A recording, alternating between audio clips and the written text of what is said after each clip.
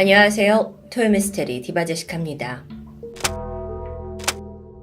2015년 12월 1일 일본의 한 법원 앞은 시끌벅적했습니다. 그날의 재판을 보러 온 사람들이 인증샷을 찍어서 너도 나도 SNS에 올리면서 다들 상기된 모습이었죠. 그리고 얼마 후 드디어 히데의 살인마가 모습을 드러냅니다. 언론에서 그렇게 미녀라고 떠들던데 얼마나 예쁜지 보자 하는 맘들이었겠죠. 그런데 모습을 보인 그 미녀 살인마는 영 정상적이지 않았습니다. 제정신이 아닌 듯 멍한 눈빛에 심지어 입을 다물지 않아서 침이 줄줄 새고 있을 정도였죠. 이게 TV에서 보던 그 사람이 맞나 싶을 정도로 몸이 부어있기도 했습니다. 게다가 발언을 할 때마다 몸을 앞뒤로 흔들면서 정말 불안한 모습이었는데요. 사람들은 충격에 휩싸입니다. 그리고 방청객들이 수군거렸죠. 저 여자 아니잖아. 해당 사건은 10개월 전으로 돌아갑니다. 2015년 2월 2일 낮 12시 20분, 도쿄 추오구에 있는 한 아파트에서 비명이 퍼졌습니다. 당시 5층에 거주하던 주민이 이 소리를 들었고 밖을 내다보게 되는데 눈앞에 펼쳐진 광경이 그야말로 섬뜩했죠. 아파트 복도에서 엘리베이터 앞까지 이어진 긴 핏자국. 조금 후에 비명을 들은 주민들이 하나둘 모여들면서 이곳은 삽시간에 공포로 사로잡힙니다. 다들 살인사건이 벌어진 게 아니냐며 수군거렸죠. 사건이 일어난 곳은 5층입니다. 조금 후에 신고를 받고 경찰이 출동했고 현장에서 48살의 남성 히라타 유우지가 자신의 방 침대 옆에서 잠옷 차림으로 털썩 주저앉아 사망한 채 발견됩니다. 바로 옆에는 흉기로 쓰인 듯한 금속 야구 방망이가 떨어져 있었죠. 이 피해자가 살던 아파트는 도쿄에서도 집값이 비싼 곳이어서 나름 고소득자들이 많이 사는 동네입니다. 벌건 대낮에 살인이 날 만한 곳이 아니라는 건데요. 단순한 강도? 그런데 사망한 히라타의 상태가 굉장히 참혹합니다. 범인이 면식범이고 원한을 가졌을 수 있겠죠. 이렇게 다양한 방면으로 범행 동기를 모색하던 수사팀. 그런데 머지않아 예상치 못한 곳에서 사건의 진상이 드러납니다. 피해자가 살던 집에 또 한 명의 동거인이 있었는데 그녀의 이름은 키쿠치 아즈하. 28살 여성으로 피해자와 20살 차이가 나는 두 사람은 젊은 연인이었죠. 그런데 그녀의 가방 안에서 피가 묻은 18cm나 되는 식칼이 발견됩니다. 즉각 경찰이 그녀를 용의자로 체포해 조사에 들어가게 되는데요. 키쿠치는 체포가 된 후 순순히 내가 히라타를 죽였다 라면서 범행을 인정합니다. 살해 동기가 뭐냐 했더니 치정에 의한 것이라는데요. 숨진 히라타는 작년 가을쯤부터 이 키쿠치와 헤어지고 싶다는 말을 주변에 했습니다. 결정적으로 키쿠치에게 난 이제 애정이 없다, 남은 건 정뿐이다 라는 말을 했고 여기에 분노한 키쿠치가 히라타를 죽이기로 결심한 겁니다. 그래서 미리 금속 배트를 준비해 놓는 등 철저하게 살인을 계획했죠. 사건 당일 그녀는 히라타를 부엌 칼로 여러 번 찔렀고요. 그것도 모자라서 금속 배트로 머리를 가격했죠. 그 충격이 얼마나 셌던지 히라카의 머리가 함몰될 정도였습니다. 경찰 조사에서 그녀는 헤어질 바엔 차라리 죽이는 게 낫다고 생각했다라며 아주 덤덤하게 말합니다. 이후에 사건이 뉴스를 통해 보도됐고 범인의 신상이 알려지는데 이때부터 인터넷이 뜨거워지기 시작했습니다. 그 이유는 다름 아닌 살인마 키쿠치의 외모 때문이었죠. 체포 과정 속에서 그녀의 얼굴이 이제 공개가 됐는데 이목구비가 선명한 미인형, 이 외모가 단번에 사람들의 주목을 끈 겁니다.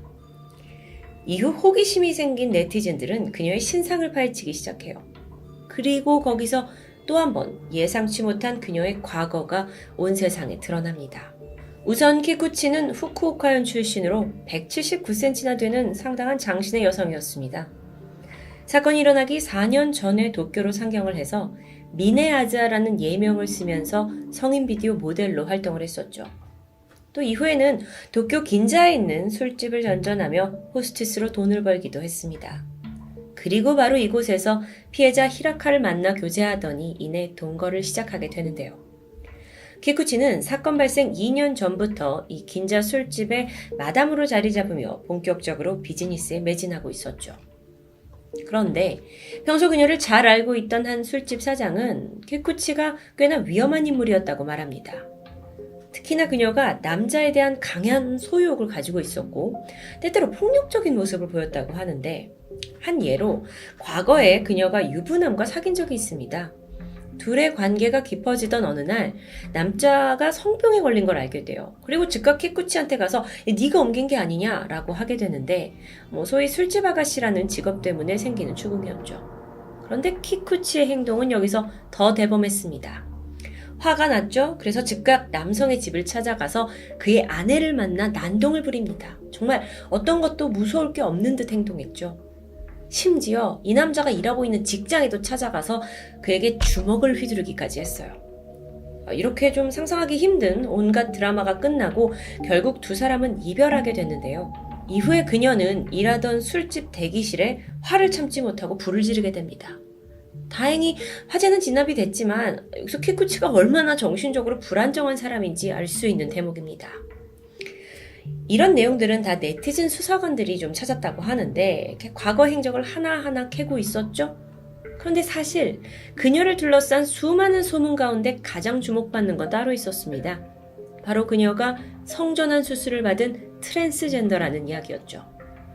이미 긴자에 있는 술집 사람들 사이에서는 오래전부터 키쿠치 쟤는 여장 남자가 아니냐라는 소문이 자자했다고 합니다. 키가 179cm였고 또 골격 또한 좀 남달랐기 때문이라고 하는데요. 게다가 목소리도 저음해, 또 목젖도 여자치곤 좀 두드러지게 나와 있어서 남자로 의심하는 사람들이 꽤 많았다고 합니다. 그리고 그 소문은 사실이었죠. 키쿠치는 남성의 몸으로 태어났습니다. 하지만 유년기부터 자신의 성에 위화감을 느꼈고요. 남자다워야지 라는 말을 들을 때마다 불편했다고 합니다. 성장하면서 주변에서 넌 참 여자 같다 라는 말을 자주 들었을 정도죠. 이후 고등학교에 가게 되는데 도저히 남자 교복을 입고 싶지 않다면서 결국 중퇴를 결정합니다. 18살이 되던 해부턴 본격적으로 여성 호르몬을 투여받기 시작했죠. 20살이 되고는 큰 결심 끝에 태국으로 가서 마침내 성전환 수술을 받습니다. 이후 그녀는 호적상으로도 여성이 되면서 이름도 개명합니다. 성전환 수술을 받은 키쿠치 아즈하. 그녀는 인위적으로 고환을 제거했기 때문에 남성 호르몬을 만들 수 없습니다. 그리고 생물학적으로 난소가 없기 때문에 여성 호르몬 또한 생성될 수 없었죠. 그렇기 때문에 그녀는 여성 호르몬을 투여받아야만 했습니다. 그녀를 알고 있던 술집 사장 진술로는 키쿠치가 자신이 여성 호르몬이 부족한 병을 가지고 있다고 말했다고 합니다. 그러면서 매일 30알 정도의 호르몬 약을 먹곤 했죠. 이 모든 세세한 사항들이 언론에 알려지면서 키쿠치 살인사건은 기이한 방향으로 주목받게 됩니다. 언론은 아름다운 성인 배우 출신 여성이 남자친구를 죽였는데 알고 보니 트랜스젠더라더라 라는 아주 자극적인 소재를 위주로 기사를 쏟아냈고요. 관심은 초집중이 되죠. 그러면서 키쿠치의 재판일이 다가오자 사람들은 화제의 인물인 그녀를 직접 보기 위해서 몰려들 정도였습니다. 이날 재판에는 35건의 방청권이 있었는데 신청한 사람이 180명이었다고 해요. 지금 보시는 사진처럼 사람들은 마치 흥미거리 쇼를 구경하듯 법원에서 인증샷을 찍어 SNS에 올리기도 합니다. 재판 당일이었던 2015년 12월 1일, 키쿠치가 모습을 드러냈죠. 하지만 그녀의 모습에 다들 술렁입니다. 너무도 예상 외의 모습이었기 때문이에요. 눈에 초점이 없고 입이 열린 채 침이 새고 있고 얼굴이 새빨개진 채 목이 좀 비정상적으로 부어서 굵어져 있는 것 같습니다. 그러면서 눈도 깜빡이지 않고 그대로 굳은 채 이상한 말을 중얼중얼 내뱉어요. 그러니까 상태가 정상이 아닌 거죠. 도대체 어떻게 된 걸까요? 문제가 된 건 여성 호르몬이었습니다. 그녀가 평소에 복용하던 여성 호르몬제 프레마린이 이 구취소에서 반입이 안 되는 약물로 인정이 되지 않았던 겁니다. 그러니까 여성 호르몬제가 필요하다 했는데 이게 병의 치료를 위한 것이 아니라 어떤 외모, 여성적인 외모를 유지하려는 미용 목적으로 남용될 수 있지 않냐? 라는 이유로 반입을 불가한 건데요. 대신에 국가 측에서는 항불안제 또는 수면약을 주면서 키쿠치의 증상을 완화시켰다고 합니다. 그렇게 강제로 호르몬 복용이 중단된 키쿠치는 몸의 밸런스가 무너지면서 금단 증상과 함께 정신이 불안해지게 됩니다. 그래서 심지어 자해를 저지르기도 했고요. 변호사가 면회를 왔는데 대화가 제대로 안 될 정도로 많은 문제가 생기게 되죠. 사실상 구치소에서 최소한의 정신건강을 유지할 수 있는 인권이 침해당한 게 아니냐라는 비판이 일게 됩니다. 하지만 이런 키쿠치의 이상행동이 단순히 호르몬 때문만은 아니다라는 주장도 있습니다. 살인사건을 최초로 발견하고 신고한 K씨의 법정 증언에 따르면 구급차가 왔을 때 키쿠치가 구조원한테 달려들더니 내 남자친구 히라타한테 물을 마시게 해달라. 나는 이 히라타의 아내다. 제발 그를 데려가지 말라. 라면서 좀 이해할 수 없는 행동을 했다고 진술합니다. 그러니까 지금 피를 흘린 채 쓰러져 있는 남성에게 물을 줘야 하고 나는 아내고 데려갈 수도 없다. 앞뒤가 맞지 않죠. 또 자신이 범행을 저질렀음에도 불구하고 피해자를 붙잡고 울부짖고 있었다고 해요. 그러니까 좀 정신이 온전치 않은 모습인데요. 이걸 토대로 호르몬의 문제가 아니라 원래 가지고 있던 정신적인 불안의 문제가 아닌가라고 지적합니다. 그런데요, 분위기가 좀 다르게 흘러가요. 막상 이에 대해 키쿠치의 변호인은 이걸 또 교묘하게 이용합니다. 키쿠치가 원래 발달장애와 지적장애가 있다 하면서 감형을 요구한 겁니다. 그러면서 성전환 수술을 받았기 때문에 평범한 사람과 동등하게 취급해선 안 된다라는 다소 이해하기 어려운 주장을 펼치게 돼요. 트랜스젠더이기 때문에 평범한 사람이 아니다? 글쎄요, 이건 좀 납득하기 어려운데요.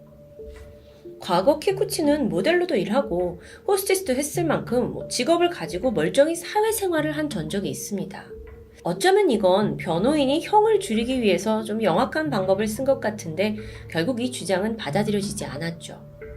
최종 재판에서 키쿠치에게는 징역 16년형이 확정됩니다. 이에 대해 좀 다소 적은 형량이 아니냐라는 의견도 있었는데 그녀가 초범이고 또 반성의 기미를 보인다는 점에서 이런 판결이 내려졌다고 알려져 있죠. 현재 키쿠치는 감옥에 있고요. 2031년에 출소할 예정입니다. 그런데 여러분, 앞서 반성의 기미가 보였다라는 판결 내용에 동의하지 않는 사람들이 있습니다. 키쿠치가 이 살인사건이 벌어진 이후에 유족들에게 단 한마디의 사과도 하지 않았기 때문입니다. 사실 그러다가 재판 일자가 좀 가까워지니까 그제서야 전화를 걸어서 위로금으로 30만 원 드릴게요 라면서 뭔가 약간 뒤늦은 수습을 하는 듯 보였죠. 유족들은 더 분노했습니다. 그래서 죽은 피해자 누나는 나는 그녀를 평생 용서할 수 없다 라며 강한 분노를 드러냈죠. 이 사건은 일본에서 미녀 트랜스젠더 AV 배우가 벌인 살인사건으로 크게 회자되었습니다. 그리고 이와 동시에 구치소에서 키쿠치가 받았던 불평등한 대우, 여성 호르몬 투약을 강제로 중단시킨 것이 논란이 됐고 또 성소수자 단체의 항의도 이어졌죠. 그런데 여기서 우리가 잊지 말아야 할 것이 있습니다. 트랜스젠더라는 것과 살인은 사실상 아무런 연관이 없다는 거죠. 언론에 의해 자극적으로 포장된 결과일 뿐입니다. 성에 대한 당사자의 선택은 우리가 왈가왈부할 사항이 아니라고 생각하지만 살인을 한 선택은 분명 그에 합당한 처벌이 필요하다는 그 사건의 본질을 쉽게 잊어서는 안 되겠죠. 지금까지 토요미스테리 디바제시카입니다.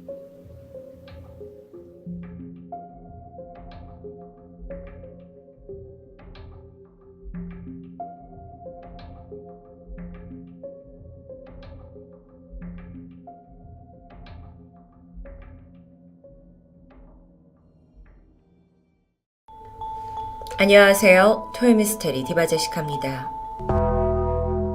2011년 4월 1일 미국 콜로라도주 덴버에 있는 24K 라운지 클럽은 자정이 넘긴 시간에도 성황리에 영업 중이었습니다. 주말을 앞두고 평소보다 더 많은 손님들이 몰려들었는데 젊고 매력 있는 남녀들이 열정을 불태우고 있었죠. 그 중에는 19살 여대생 케냐 몬헤이도 있었는데요. 그녀는 지난해 6월 고등학교를 졸업했고 어릴 적부터 예쁘장한 외모 덕분에 어딜 가나 주목받는 소녀였죠. 케냐는 어머니와 양아버지 그리고 2명의 이복 동생들 사이에서 자랐는데 워낙 성격이 쾌활하고 구김이 없어서 어릴 적부터 이들과 별다른 트러블 없이 안정적인 10대를 보냈습니다. 고등학교를 졸업한 후에는 방송인을 꿈꾸면서 덴버에 있는 대학에 입학을 했고 집에서 독립을 하면서 아르바이트를 했고 스스로 학비와 용돈을 충당하며 성실히 살던 케냐였는데요. 그런데 사실 이날 라운지 클럽에서 그녀는 친구들과 짜릿한 일탈을 만끽하던 중이었습니다.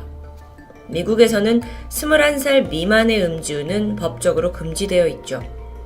케냐는 아직 21살 이전이었기 때문에 사실은 여기에 들어갈 수 없지만 이날만큼은 생일을 조작한 가짜 신분증을 들고 제재 없이 클럽에 들어갈 수 있었던 겁니다. 친구들과 함께 무대 인근의 테이블을 잡고 술과 음악을 한참 즐기던 중 케냐가 잠시 화장실에 다녀오겠다며 자리를 뜹니다. 금방 돌아올 예정인 듯 지갑과 핸드폰은 테이블에 그대로 올려뒀죠. 하지만 이후 10분, 20분, 1시간이 지나도 케냐는 돌아오지 않았습니다. 그때 마침 다른 일행이 말해주길 케냐가 너무 취해서 행패를 부렸고 보안요원에게 쫓겨났다고 말하는데요. 그런데 이상했습니다. 함께한 일행 중 누구도 그만큼 취하지 않았고요. 케냐 역시 만취할 만큼 술을 마시지는 않았는데요. 어쨌든 남은 친구들은 케냐가 클럽을 떠난 건 확실하다고 생각했고 그녀의 짐을 챙겨두고 있었죠. 다음 날 아침입니다. 숙취로 인해서 다들 정신이 없을 때쯤 친구 한 명이 케냐는 괜찮은 걸까? 라고 묻지만 아니 전화를 걸 수도 없습니다. 핸드폰이 친구들 손에 있기 때문이죠. 근데 그렇다면 분명 다른 사람의 핸드폰을 빌려서라도 전화를 했을 텐데 어딘가 심각성을 느낀 친구들은 일단 케냐의 가족들에게 그녀가 사라진 것 같다고 알렸고 그녀의 지갑과 휴대전화도 돌려주게 되죠. 당시 연락을 받았던 건 케냐의 양아버지입니다. 토니. 그는 즉시 실종 신고를 했는데 이후에 경찰은 가장 먼저 클럽 인근의 CCTV를 확보했고 케냐가 사라진 그 시간대에 남아있는 영상들을 하나하나 확인하기 시작했죠. 그러던 중 클럽 근처에 있는 한 아파트 로비에서 케냐와 어떤 남자가 함께 있는 모습이 발견됩니다. 클럽에 있던 그녀가 왜 갑자기 여기에 있는 걸까요? 경찰은 즉시 수소문 끝에 이 남자를 찾아냈는데 그날 밤 두 사람은 우연히 클럽 밖에서 마주쳤다고 합니다. 서로 인사를 하면서 대화를 나누던 중 두 청춘 사이의 분위기가 좋아졌고 남자는 근처에 우리 집이 있는데 같이 가겠냐? 라고 하자 케냐가 선뜻 따라 나섰다고 하는데요. 이후에 두 사람은 아파트까지 들어갔지만 케냐가 마음이 바뀌었는지 이제 돌아가야 할 것 같다면서 집을 떠났다고 진술합니다. 실제로 보시다시피 이 CCTV에는 혼자 엘리베이터에 내려서 아파트를 나서고 있는 케냐의 모습이 그 남성의 진술 그대로 담겨 있었죠. 영상에서 그녀는 약간 술에 취한 듯 똑바로 걷기 위해 애쓰는 듯 보였습니다. 그런데 문제는 이게 케냐의 마지막 흔적입니다. 그날 밤 이 아파트 밖을 나섰던 그녀는 영영 자취를 감추고 말았죠. 한편 경찰의 수사 외에 케냐의 양아버지 토니 또한 나름대로 방식으로 딸을 찾아 헤매고 있었습니다. 특히나 그가 주목한 건 케냐가 두고 간 핸드폰. 어떤 단서라도 있지 않을까 통화 목록과 메시지를 자세히 살펴보던 중 마침 그때 웬 문자 한 통이 도착합니다. 안녕하세요. 어젯밤에 흰색 밴으로 당신을 태워다 준 트래비스입니다. 집에 잘 들어가셨나요? 문자를 본 아버지 토니는 즉시 그 번호로 전화를 했죠. 근데 응답이 없어요. 그러면서 내 딸을 언제 본 거냐 메시지도 남겼지만 답은 없었습니다. 이후 케냐가 실종된 지 48시간이 지났을 무렵 마침내 이 트래비스라는 남성에게 전화가 걸려오는데요. 그는 지난밤 케냐와 만났다면서 그 당시를 제법 자세히 설명해 주었습니다. 둘은 케냐가 마지막으로 목격된 그 아파트 인근에서 처음 마주쳤습니다. 좀 술에 취한 것처럼 보이자 트래비스가 당신 도움이 필요하냐 라면서 말을 건넸고 케냐는 클럽으로 돌아가야 한다고 했죠. 이후 둘은 트래비스의 하얀색 밴을 타고 함께 클럽으로 향했습니다. 그런데 도착해보니 이미 클럽은 영업이 끝나버린 상황이었어요. 그래서 이때 남성은 케냐를 집에까지 태워다 주기로 하죠. 그래서 하얀색 밴을 타고 가던 길에 케냐가 담배를 좀 펴야겠다면서 인근 편의점에 내려달라고 말합니다. 가까운 주유소 편의점에 도착했지만 여기도 문을 닫았어요. 이때 케냐는 차에서 내렸고 주차장에 있던 데니라는 동양 남성에게 담배를 빌렸다고 합니다. 그리고는 한참 동안 그 남자와 이야기를 나누더니 이내 둘이서 그 데네 차를 타고 떠나버렸다 라는 트래비스의 진술.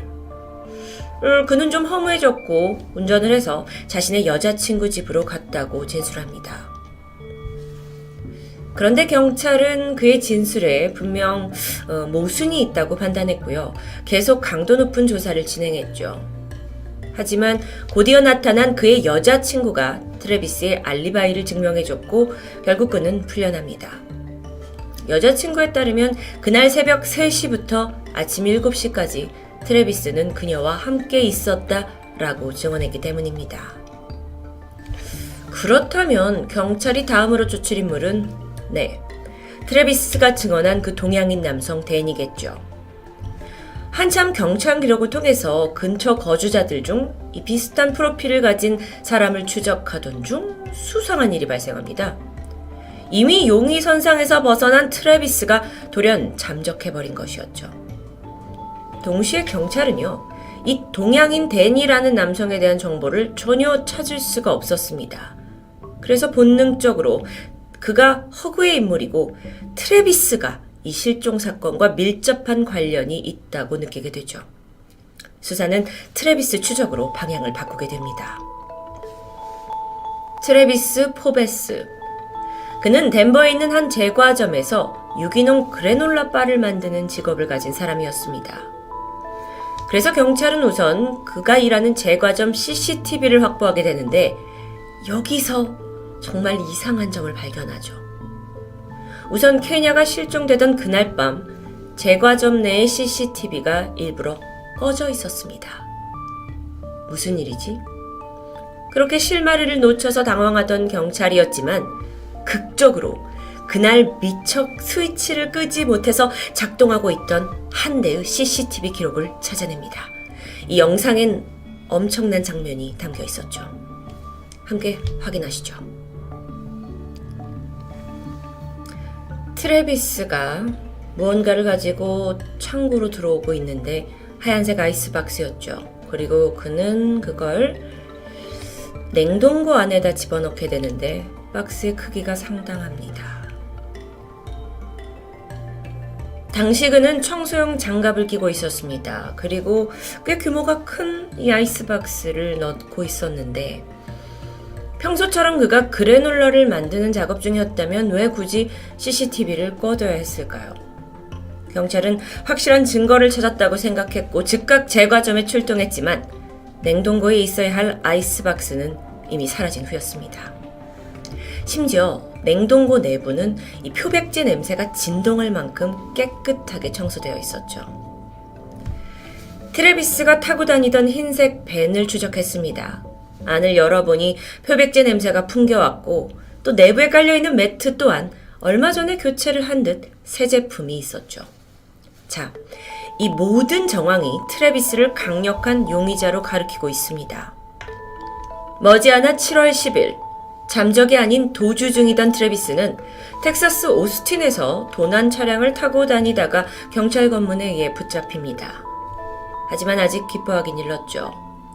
사실상 케냐가 발견되지 않은 상황에서 살인 정황만 있습니다. 그리고 트래비스는 살인 혐의에 대해서 극구 부인하고 있었는데요. 경찰은 좀 더 확실한 증거를 잡아야 했죠.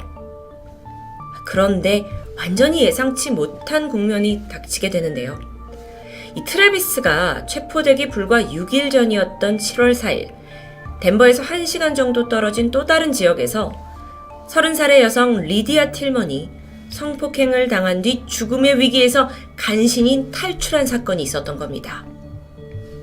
그 당시 신원미상의 범인 남성이 귀갓길이었던 그녀를 미행했고 아파트까지 따라 들어오게 됐는데 안에서 리디아를 무자비하게 폭행합니다. 이후 성폭행까지 마치고 난 후 범인은 정신을 잃은 그녀의 몸과 아파트 전체에 표백제를 뿌린 후 마지막으로 불까지 지르면서 증거를 완벽히 제거했다고 생각한 후 현장을 떠나게 되는데요. 이 와중에 간신히 정신을 차린 리디아는 2층 베란다에서 뛰어내리면서 겨우 목숨을 건졌습니다. 안타깝게도 당시에 안면이 함몰될 정도로 폭행의 흔적은 끔찍했죠. 그런데 이때 리디아의 손톱에서 용의자의 DNA가 검출되었고 감식 결과가 가리키는 사람은 바로 트래비스. 자, 이미 케냐에 관련된 살인 혐의를 받고 있는 상황에서 또 한 번 성폭행 살인 미수 혐의가 밝혀집니다. 트래비스는 이제 코너에 몰렸죠. 더 이상 부인할 수 없었습니다. 이때 경찰은 그에게 사형을 면하는 조건으로 모든 죄를 고백하라는 면죄부를 제안했고 그렇게 사건의 전말이 밝혀집니다. 잠깐만요. 그런데 그 전에 그 초기 조사에서 트래비스가 확실한 알리바이가 있어서 수사망을 피할 수 있었는데 그건 어떻게 된 일이냐? 예상하셨다시피 여자친구가 트래비스를 보호하기 위해서 알리바이를 만드는 거짓 진술을 한 게 드러났고 그녀 역시 경찰에 체포됐죠. 자, 사건이 발생했던 4월 1일 새벽 아파트를 나와서 홀로 걷고 있던 케냐를 트래비스가 발견합니다. 두 사람은 전혀 모르던 사이였는데 당신 술에 좀 취한 것 같으니 데려다 주겠다라는 친절을 베풀었고 케냐를 차에 태웠는데요. 그리고는 얼마 못 가 성폭행을 시도합니다. 케냐가 격렬하게 저항하자 트래비스는 망설임 없이 목을 졸라 그녀를 살해하게 되죠. 그의 직업상 차에는 항상 아이스박스가 있었습니다. 그는 케냐의 시신을 그곳으로 옮겼고 그대로 몇 시간 동안 차에 싣고 다녔죠. 이후의 과정은 제가 좀 CCTV에서 확인한 그대로입니다. 시신이 들은 아이스박스를 제과점에 있는 냉동고로 옮겨서 잠시 보관한 후 다음 날 덴버 외곽에 있는 시골 마을로 가서 시신을 묻었다고 진술합니다. 그리고는 증거를 없애기 위해 아이스박스는 아예 불에 태워버렸고 시신이 보관돼 있던 냉동고는 표백제로 말끔하게 청소했죠. 이후 경찰은 트래비스가 지목한 시골 마을 지점에서 케냐의 유해를 발견합니다. 이미 상당한 부패가 진행되었기 때문에 정확한 사망 원인이 트래비스의 진술대로 질식사인지 아니면 또 다른 이유가 있는지는 정확히 밝혀내기 어려웠습니다. 재판에선 트래비스는 자신이 결코 케냐를 죽일 의도는 없었다면서 저항을 막기 위해 힘을 좀 줬는데 그러다 보니 그녀가 숨을 쉬지 않았다라고 호소했지만 이건 받아들여지지 않았습니다. 분명 그는 케냐를 죽이고 불과 3개월 만에 또 다른 여성을 성폭행하고 심지어 현장에 불까지 지른 사람이기 때문이었죠. 트래비스는 1급 살인 혐의로 가석방 가능성이 없는 종신형을 선고받았습니다. 이 트래비스의 행적을 쫓다 보니 한 가지 궁금한 점이 생겼습니다. 그는 왜 사건 다음 날 케냐의 핸드폰으로 문자를 보내둔 걸까요? 사실 이 트래비스라는 사람의 존재는 그 메시지로 밝혀졌다고 볼 수 있는데요. 자신이 이미 그녀를 살해해 놓고 그녀의 핸드폰에 메시지를 보냈다라는 건 상당히 섬뜩하지만 또 한편으로는 마치 자신은 그녀를 마지막으로 본 사람이 아니라는 걸 꾸며내기 위해 걱정하는 척 문자를 했던 것 같은데요. 아이러니하고 다행스럽게도 그 문자가 아니었다면 트래비스의 존재는 쉽게 드러나지 못했을 수도 있겠죠. 더러운 욕망을 채우기 위해서 여성들을 골라 추악한 범죄를 저지른 사이코패스. 그는 범행 직후 증거를 은멸하기 위해서 현장에 표백제를 붓는 방식을 고수했습니다. 하지만 그가 저지른 끔찍한 범죄는 결코 표백제 따위로 지워지지 않겠죠. 토요미스테리 디바제시카였습니다.